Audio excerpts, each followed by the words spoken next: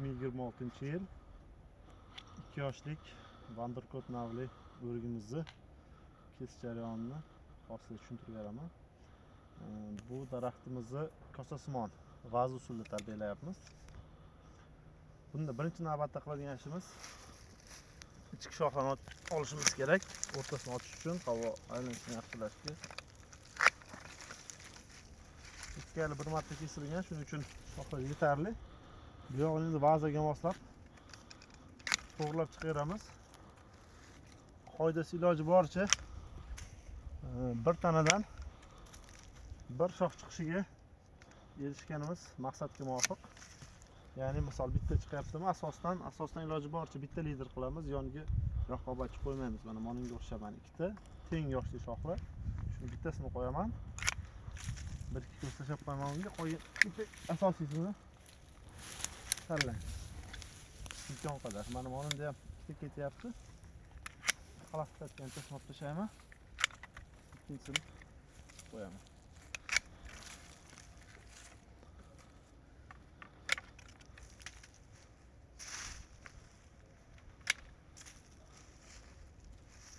Bu daraxtimizni mana shoxga yaxshi olib shu holatda qo'yganmiz. Maqsadga muvofiq.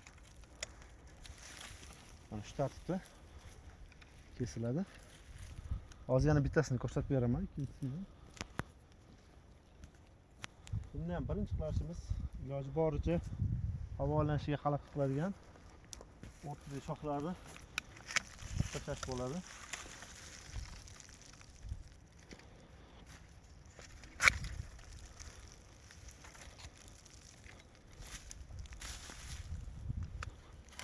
Imkon qadar vazosimonidan o'rikda o'rik tez o'suvchi daraxt hisoblanadi. Shuning uchun liderlar sonini imkon qadar hech bo'lmaganda 6 ta qilishga harakat qilish kerak. Shuningdek, yana bir tarafi bor. Menda ko'p qo'llayman. Deylik, mana shu shoxni imkon qadar endi men monini qoldirmoqchiman. Lekin mana bu yerda mevali shoxlar bor. Shuning uchun mevasini olish uchun ba'zida buni mana shu holatda ham kesib qo'yaman.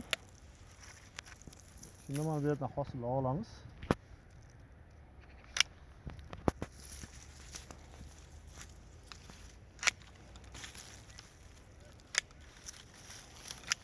Iloji boricha yon shoxlarni, tashqilarini 2-3 ta ko'z qo'yib kesaman. Ichkisini bo'lsa tagidan olaman doim.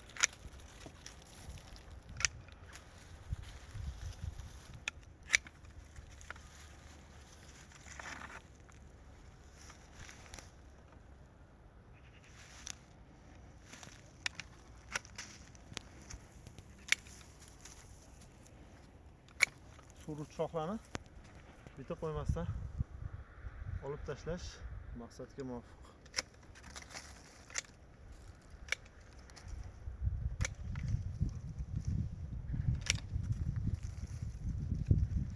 Mana bunaqa teng yoshli shoxlarni 2-3 ta ko'zga qaytarib qo'yaman doim.